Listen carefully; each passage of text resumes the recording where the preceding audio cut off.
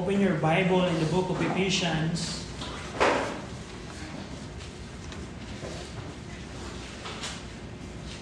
Ephesians chapter 4.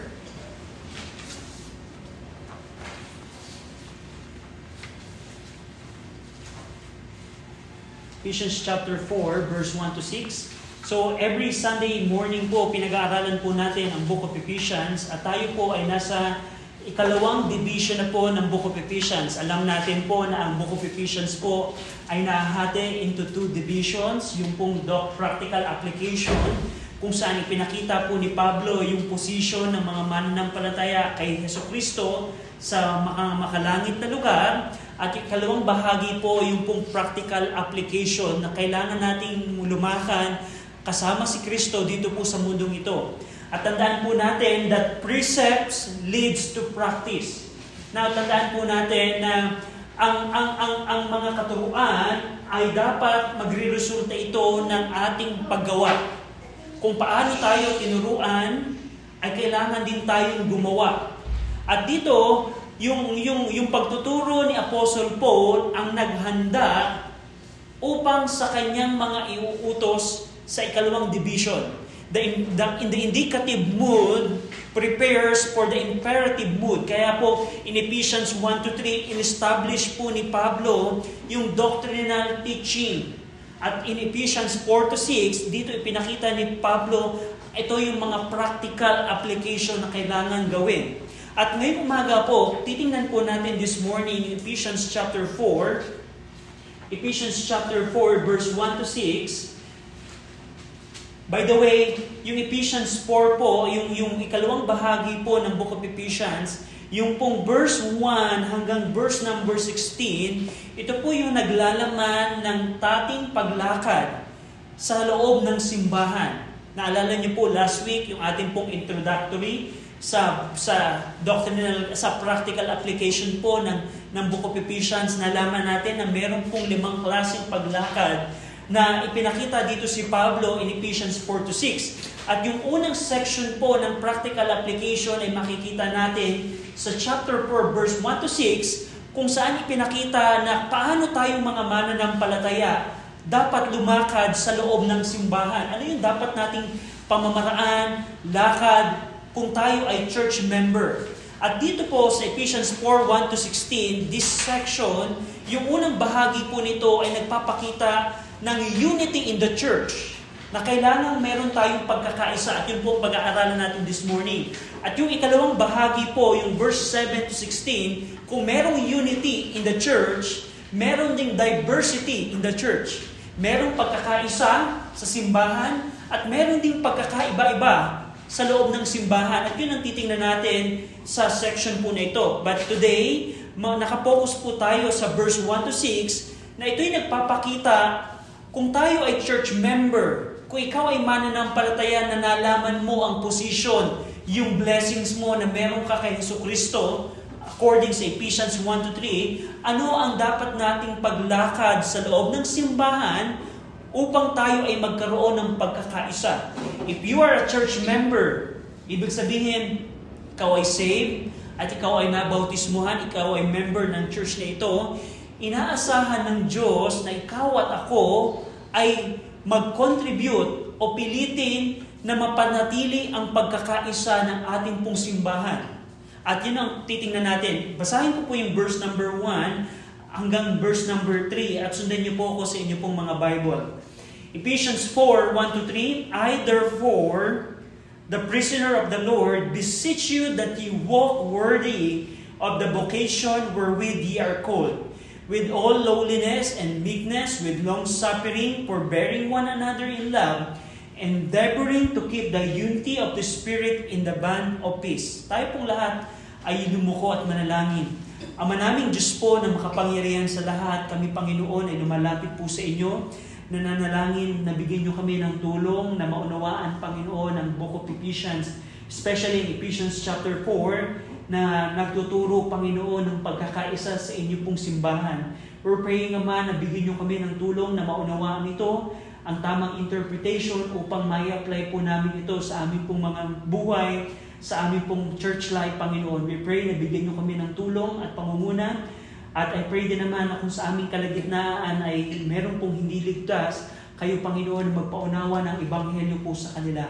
Sa ngalan po ng aming Panginoong Kristo, Amen. Now, tulad ng nabanggit ko po, kung ikaw ay ligtas, at ikaw ay nabautismuhan, at ikaw ay kabilang ng church na ito, specifically, o kung halimbawa, mapapakinggan mo ito sa sermon audios or replay ng preaching na ito, if you are a member of a local church, inaasahan ng Panginoon na ikaw ay maging kabahagi na magpo-promote ng pagkakaisa ng iyong simbahan, ng ating simbahan in our case. So, tingnan natin muna, ano ba ibig sabihin, Brother RJ, na maging member ng church? Bakit mo sinabi na kailangang maligtas? Tulad ng nabanggit ko po kanina, ang one of the requirement or material na ginagamit po ng Panginoon sa kanyang simbahan ay kailangan ikaw ay ligtas muna. Now, Brother RJ, ano ibig sabihin ng ligtas? Ang kaligtasan, kung ikaw ay nasa umagang ito at first time itong mapakinggan, ang layunin po ng Diyos sa mundo pong ito ay iligtas po ang mga tao. Dahil ang tao po ngayon ay naiwalay po sa Diyos. Dahil sa kasalanan ng tao, ang tao po ay hiwalay sa Diyos. At ang sabi po ng Bible, dahil sa ating kasalanan, ang tao po ay nakaabang sa kamatayan. Ang kabayaran po ng kasalanan ay kamatayan. At dahil po sa ating mga kasalanan, kailangan nating pagdusahan o maranasan ang kabayaran po ng kasalanan na kamatayan. Yung pong kamatayan na tinutukoy po ng Romans 6:23 na kamatayan para sa iyong kasalanan. Ito po yung hindi lamang pisikal na kamatayan, kundi ang spiritual na kamatayan sa isang lugar na tinatawag na dagat-dagatang apoy. Now, ang kaligtasan po na tinutukoy ko, kaibigan, nabanggit ko kanina, ay upang makatakas ka at makaligtas ka doon sa kapahamakan ng kabayaran ng kasalanan. At alam mo, kaibigan, ang Bible ay nagtuturo na merong dalawang paraan upang maranasan mo yan. Una ay yung pagsisisi sa kasalanan. Ang pagsisisi sa kasalanan, ito yung pagtalikod sa maling paniniwala sa kasalanan, sa maling relihiyon, sa maling paniniwala at pagharap sa Diyos. Kung ikaw ay tatalikod sa iyong mga kasalanan at ikaw ay haharap at magpapasakop sa Diyos, yun ang pagsisisi. Now, dati, ito ang ginugusto mong kasalanan, ito yung paniniwala mo, pero kung ikaw ay magsisisi, ito'y tatalikuran mo at ikaw ay magpapasakop sa Diyos. Pagbabago ng isipan, pagbabago ng iyong puso, na ikaw ay tatalima sa Diyos. At yun ang pagsisisi. At hindi lamang yun, kailangan mo ding sampalatayaan na ang Panginoong Kristo ang namatay para sa iyong mga kasalanan. Siya ay inilibing at nabuhay namang muli according sa salita ng Diyos, according sa mga propesiya ng Old Testament. At kailangan mo yung pagtiwalaan at sampalatayaan na yung ginawa ni Kristo sa cross ang naging kabayaran ng iyong mga kasalanan. At kung gagawin mo yun, kaibigan, pwede kang maligtas. Dahil ang Panginoon ay bukas sa sinumang lalapit sa Kanya na merong pagsisisi at merong pananampalataya. At kung ikaw sa umaga ito ay una mong napakinggan yan bilang bisita namin this morning, ang Panginoon ay ninanais na ikaw ay magsisi at manampalataya.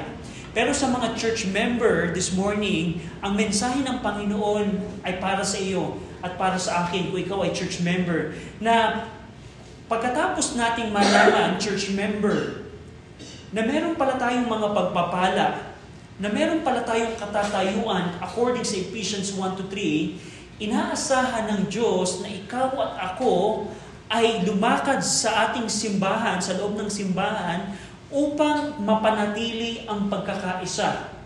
Ang tanong, church member, kung ikaw ay member ng church, meron ka bang ginagawa o meron ka bang nasa isip mo na to endeavor or pagsumikapan na mapanatili ang pagkakaisa ng ating simbahan? The reason why I'm telling it right now to you, dahil marami pong churches right now, even Baptist churches, even strong churches, ang wala pong pagkakaisa. Wala pong pagkakaisa. I know a church kung saan napaka-tibay po nilang simbahan sa witnessing, in mission.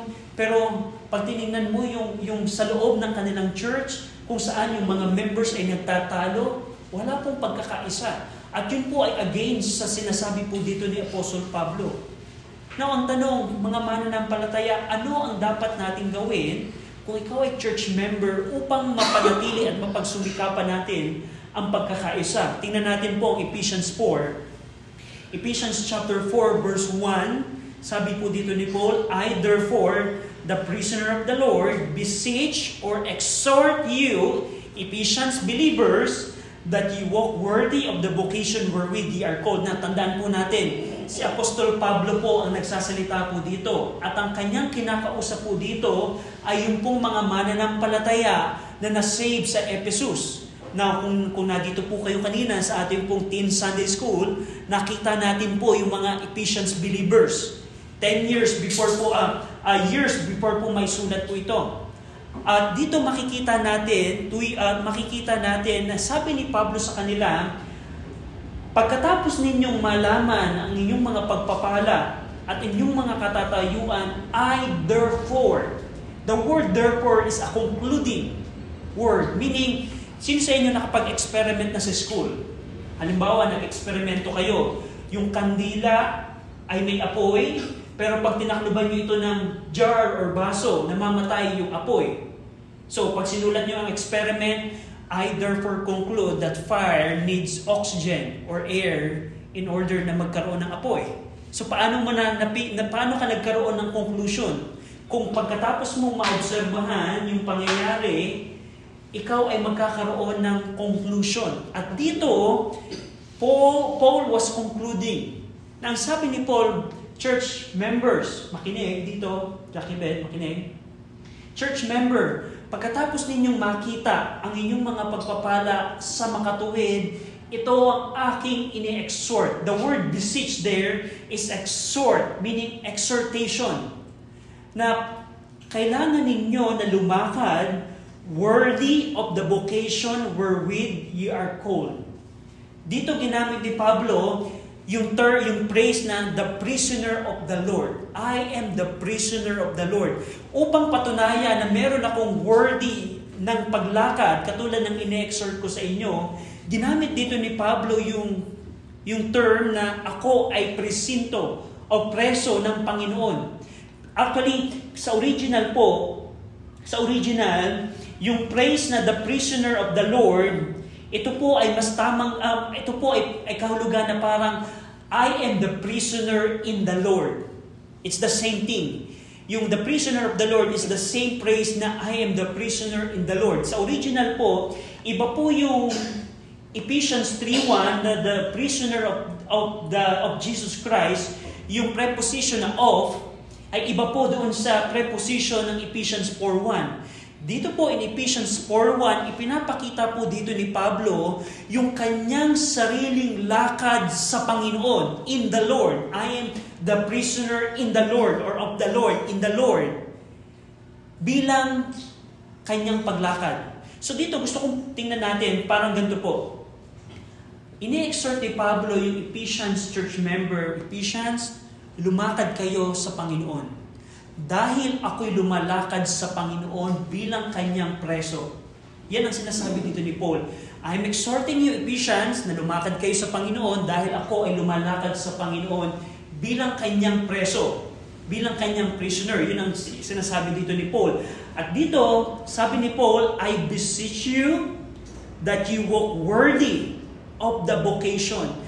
Ephesians church member, lumakad kayo ng nararapat sa inyong pagkatawag. Now, ang tanong, Brother RJ, ano yung pagkatawag dito? After Paul taught the position and blessing of the Ephesians believer, which we saw in Ephesians 1-3, Paul exhorts them to walk worthy or suitable to the vocation wherewith they are called. Kung halimbawa, ako ay nagtapos ng nursing, pero ako ay nagtrabaho sa construction, is that worthy of my vocation? Hindi. Kung ako halimbawa ay nag-aral ng engineering, halimbawa nag-aral ako ng engineering, pero ang naging trabaho ko ay flight attendant, Is that worthy of vocation? So ito yung punto dito ni Pablo. Ephesians, nakita nyo in Ephesians 1-3 ang inyong katatayuan. That's why I'm exhorting you to walk, to have a practical life in the day-to-day basis na katanggap-tanggap at nasasakto sa pagkatawag ninyo.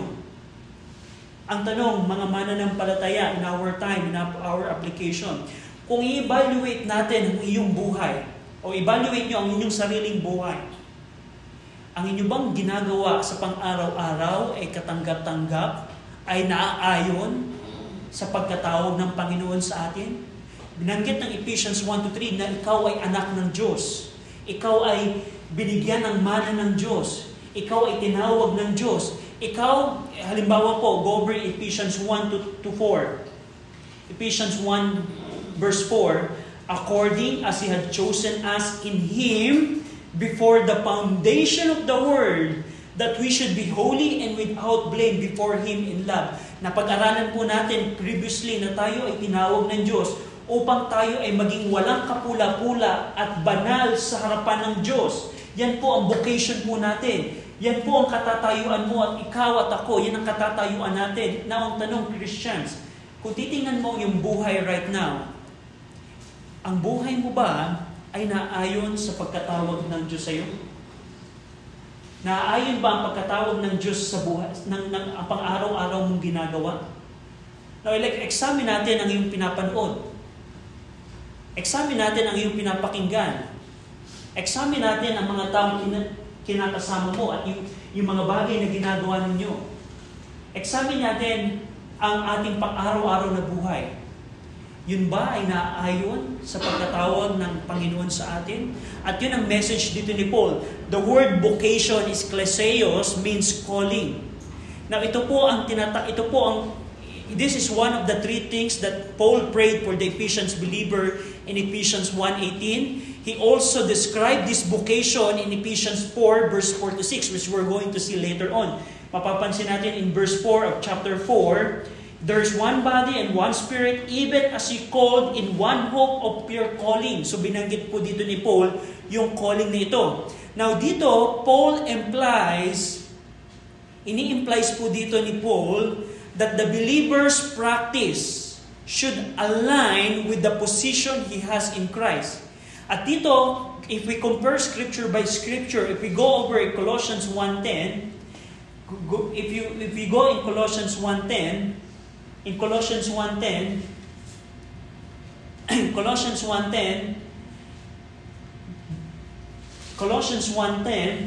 that you might walk worthy of the Lord unto all pleasing, being fruitful in every good work and increasing in the knowledge of God. So another way na makita natin yung worthy walk ng mga mananampalataya is makikita natin in Colossians 1:10. Ito yung paglalakad na nakakapagpuri sa Panginoon, na worthy of the Lord unto all pleasing. Ang tanong, ang iyong bang lakad, Kristiyano, ito ba ay worthy of the Lord unto all pleasing? Ang Diyos ba ay nanulugod sa iyong pang-araw-araw na buhay? Just think about the things that you watch in your phone. Tanungin natin, just one of example. Pag tinignan ng Diyos kaya ang pinapanood mo sa cellphone mo, ito ba ay kapuri-puri sa Panginoon? Is it worthy of the Lord unto all pleasing? So yan yung challenge ni Pablo. Pagkatapos itinuro ni Pablo yung mga katotohanan, yung mga pagpapala ng Panginoon, na meron ang mga mananampalataya kay Jesucristo, iyon ang ginamit ni Pablo na paraan upang i-challenge ang pang-araw-araw na buhay ng mga taga-Ephesians. Now, going back in Ephesians 4, yung walk na tinutukoy po dito ng verse 1, the walk he refers to is the believer's walk in the local church at Ephesus. According sa context, yung walk that is worthy of the vocation, ito po yung nagpapatungkol sa lakad ng Ephesians church member in the church. Paano sila lumalakad? Now, tingnan natin in verse 2-3. In verse 2-3, may request na basahin po natin ng sabay-sabay. Ephesians 4, verse 2 and 3. Ready? Read. With all lowliness and meekness, with long suffering, forbearing one another in love, endeavoring to keep the unity of the Spirit in the bond of faith. So dito, nakita natin in chapter 1, dinala ni Pablo yung kanyang teaching upang i-exhort ang Ephesians church member na lumakad ng nararapat sa kanilang pagkatawag, worldly walk. Now, in verse 2 and 3, dinescribe ni Pablo ano yung description ng tamang paglakad na ito. Ito ba, Brother RJ, kailangan nasa church ako lagi? Ito ba, Brother RJ, dapat ako ay ganito ganito ang aking buhay in the church? Dito makikita natin ano yung ano yung tinutukoy ni Paul dito na worthy walk. Una, mapapansin natin in verse 2, ito yung paglakad na merong lowliness and meekness. It is a walk with lowliness and meekness. Now, ang tanong, Christian, sa iyong lakad in the church, sa loob ng simbahan, ang iyong bang lakad ay merong lowliness, all lowliness and meekness? Hindi lamang kung halimbawa merong iba-ibang klase ng lowliness. Hindi lamang isang klase ng lowliness ang tinutukoy dito ni Pablo, kundi lahat ng klase ng lowliness and meekness. Siguro ang tanong mo, Brother RJ, ano yung lowliness dito? Yung word na lowliness po dito, it means humility of mind.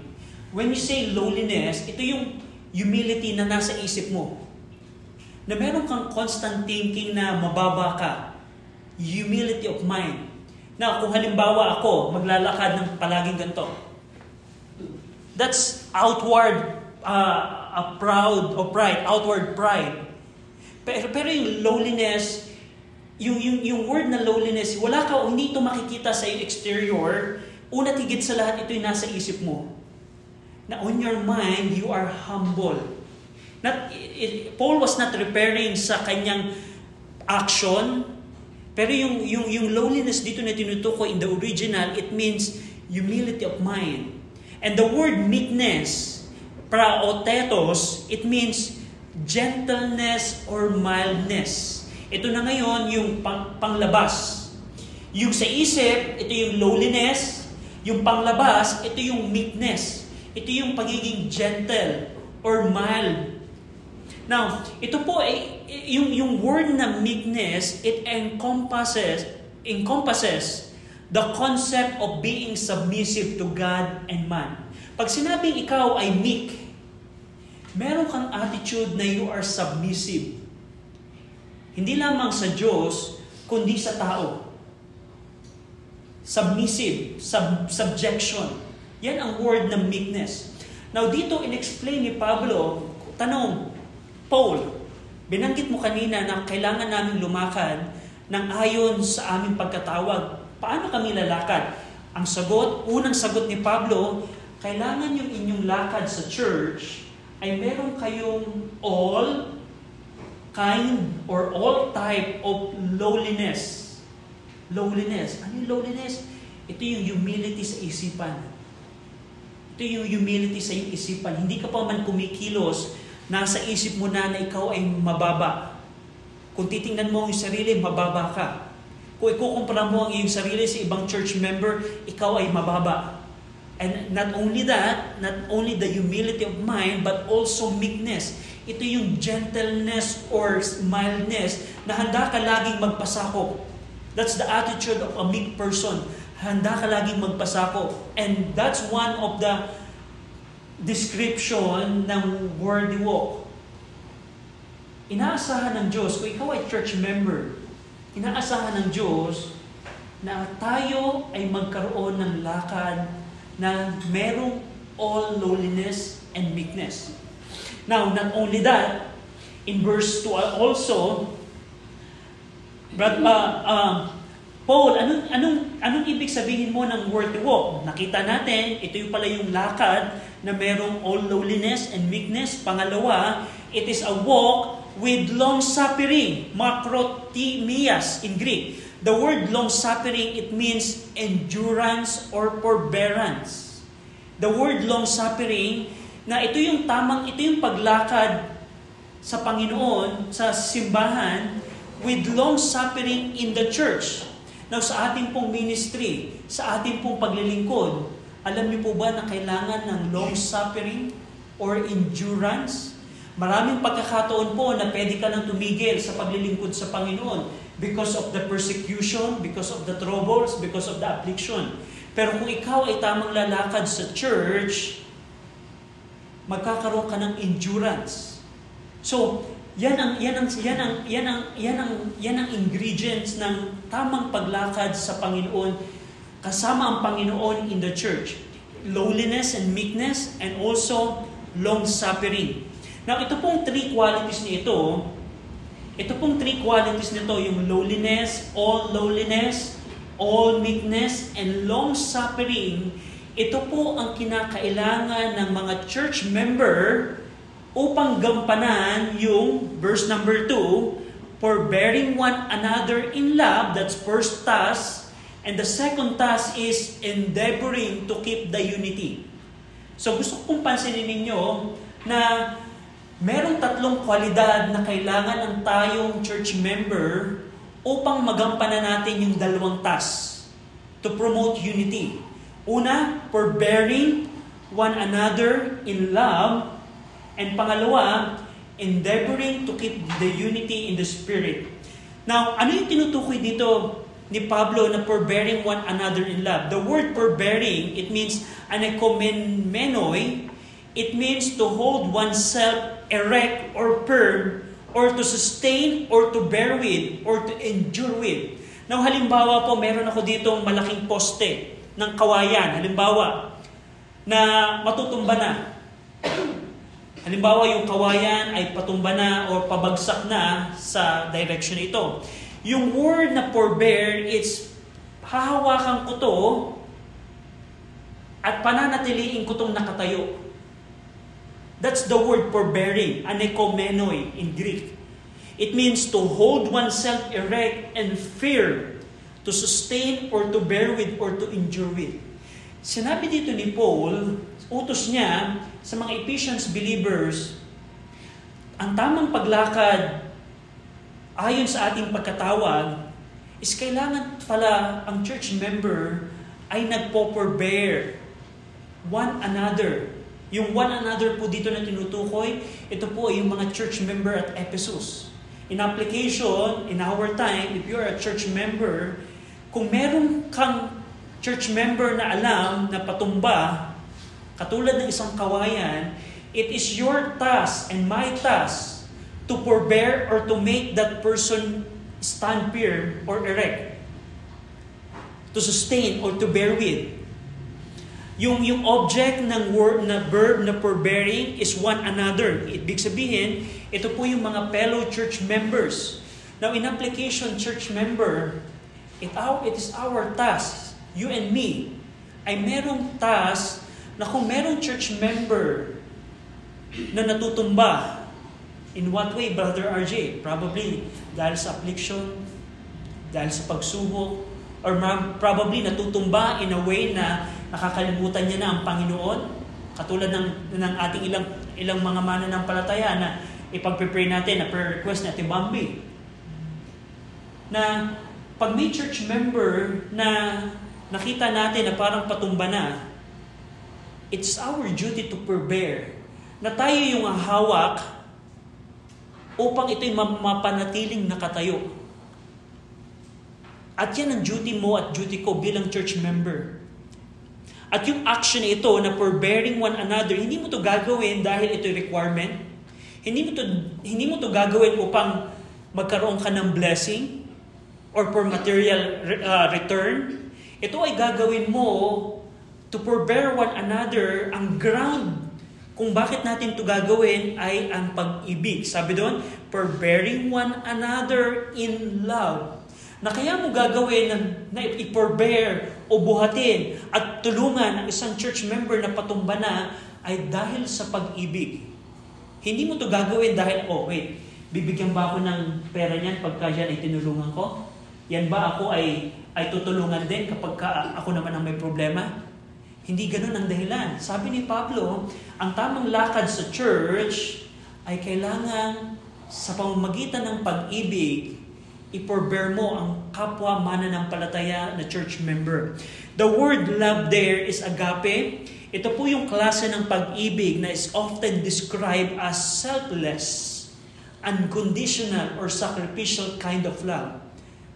So kung ikaw ay church member pala, paano mong magagawa yun? Now, siguro ang tanong, Brother RJ, parang ang hirap yata na kung itong church member na ito hindi na nga na-attend ng church. Sila pa yung unfaithful. Sila yung hindi tapat sa church, hindi tumutulong sa church. Magagawa ko pa ba na i-forbear sila? O hayaan na lang sila? No, paano kung magagawa yun? Ang sagot, yung tatlong qualities na binanggit natin kanina. Kung ikaw ay merong lowliness of mind, with all lowliness, kung ikaw ay may meekness, kung ikaw ay may long-suffering, magagawa mong i-forbear kahit yung church member ay hindi ka forbear. Nakuha niyo po? Kaya mahalaga yung tatlong qualities na binanggit kanina. Kasi hindi mo magagawang i-forbear ang isang church member. Probably yung ilang church member, kaya mong i-forbear. Pero ang object po dito is one another. Ibig sabihin, every church member ay kailangan mong i-forbear sa pag-ibig. Ang tanong, Brother RJ, parang ang hirap naman yata. Yung ibang church member, madaling i-forbear kasi sila yung tapat. Pero what if kung yung ibang church member ay pasaway? Parang ang hirap yata po-forbear. Pero hindi natin dapat piliin. Makikita natin dito, it is one another. Na ang object natin dito ay pag-ibig. Pag-ibig.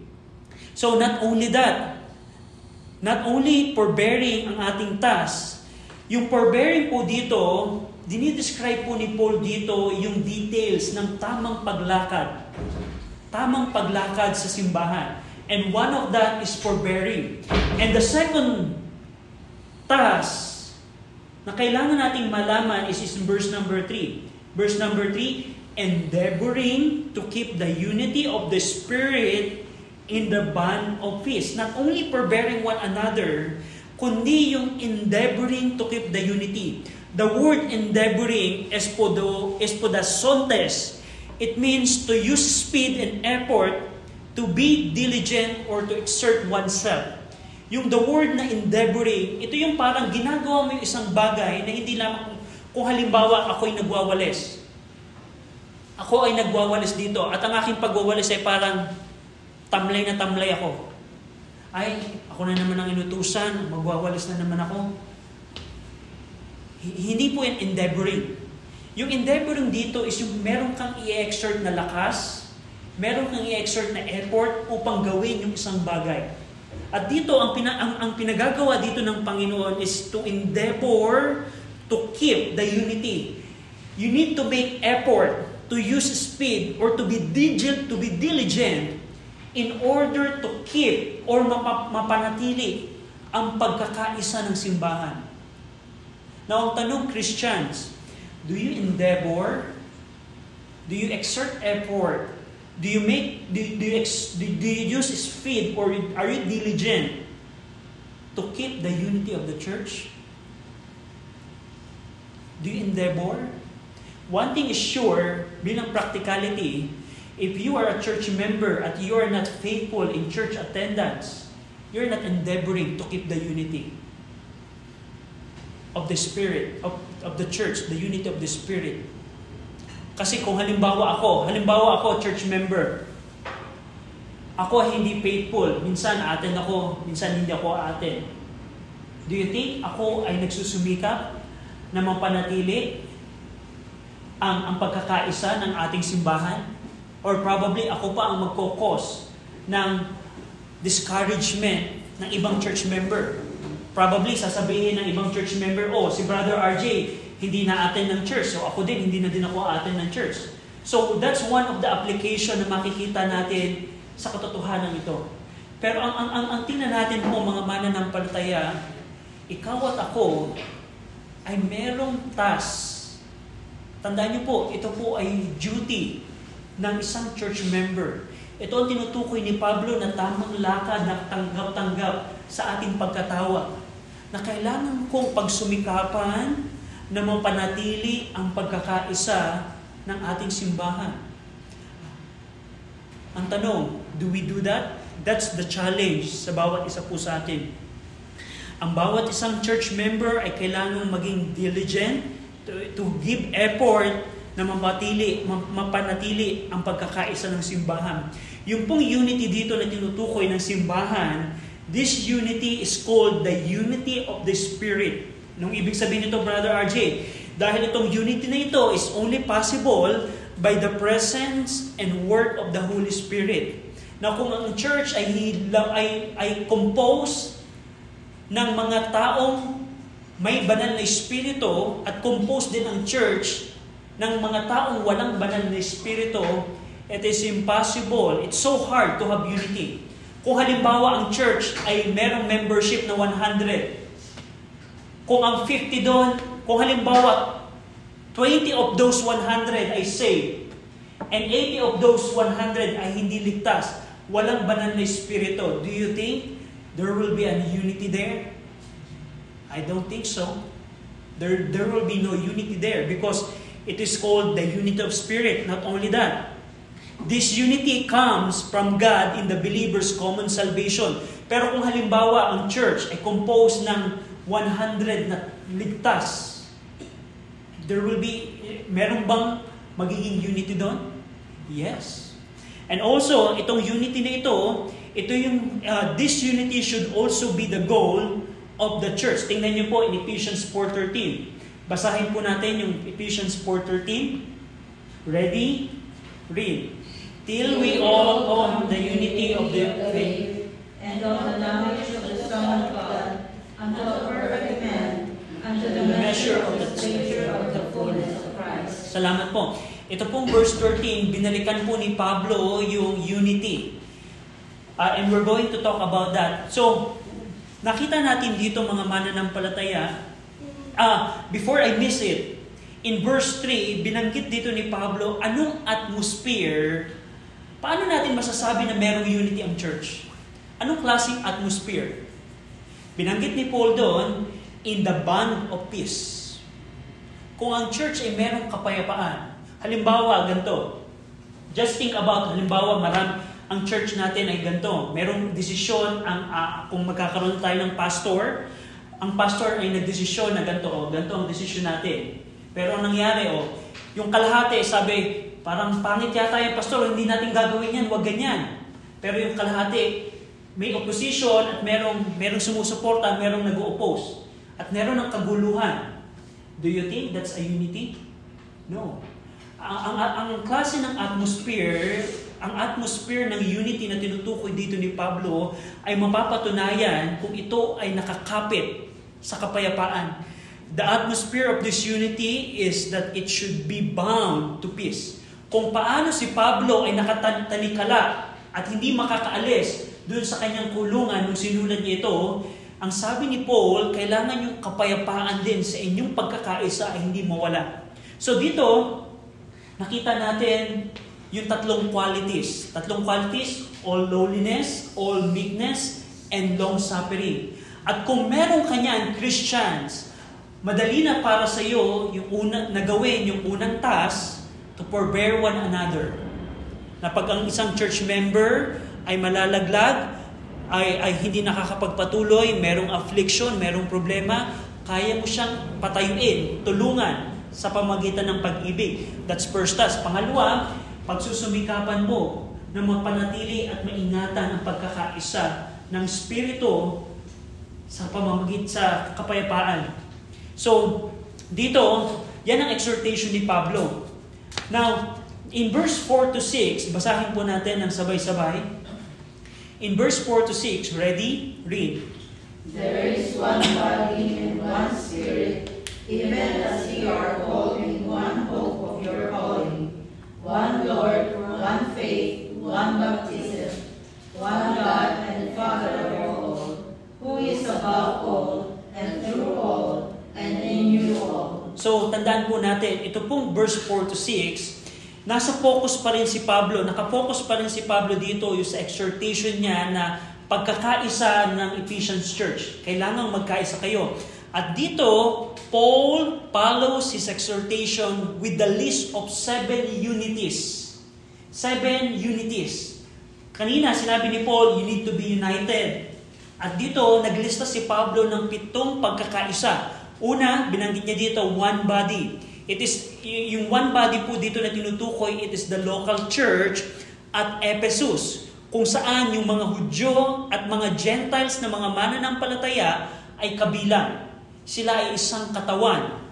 Pangalawa, one spirit. Ito pong unity na ito is only possible by the presence and work of the Holy Spirit. Kung halimbawa, ganito, kung halimbawa, tandaan natin na kung halimbawa sa isang church ay merong ibang espiritu, yung ibang church member.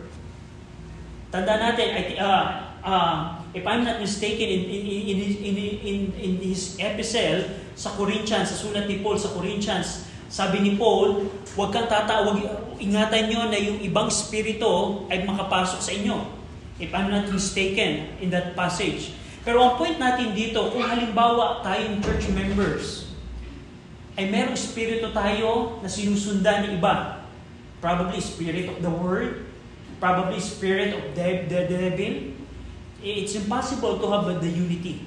Ito yung nagpapatungkol pa rin doon sa tinutukoy niya na unity of the Spirit in verse number 3. Ang tinutukoy lamang dito ni Pablo, pwede tayong magkaisa kung ang banal na Espiritu ay nasa bawat isa, iisang banal na Espiritu ang kumikilo sa bawat isa at nananahan sa bawat isa. You can have unity. Not only one body, one spirit. Third is one hope. Ito po yung pag-asa na meron ang bawat mananampalataya. Ito po yung pag-asa na kung halimbawa, ito po yung klase ng pag-asa na meron ang bawat isa. Ano yung halimbawa nito? Yung pag-asa na dadating muli ang ating Panginoong Kristo. Yung pag-asa na makakapiling natin ang ating Panginoon. Yung pag-asa na meron tayong buhay na walang hanggan. One hope. Not only one body, one spirit, one hope, one Lord. The center of unity is in the local church is the person of the Lord Jesus Christ. Hindi po tayo pwedeng magkaisa kung ang Panginoong Kristo ay hindi nakasentro ng ating simbahan. Tandaan natin, ang ating Panginoong Kristo po, He is the head of the church. And also, He is the chief cornerstone, according sa Ephesians 2:20. Panglima, not only one body refers to the local church. One Spirit, it refers to the working of the Holy Spirit. One hope, the common hope that every believer have. And one Lord. Panglima, one faith. Ito po yung nagpapatungkol, yung faith po dito na tinutukoy, hindi po ito yung action ng isang tao. Yung faith po dito na tinutukoy, this refers to the objective word of truth as the body of faith or Christian doctrine. Yung faith po dito na tinutukoy, ito po yung faith na once delivered unto the saints. Go over in Jude 1:3.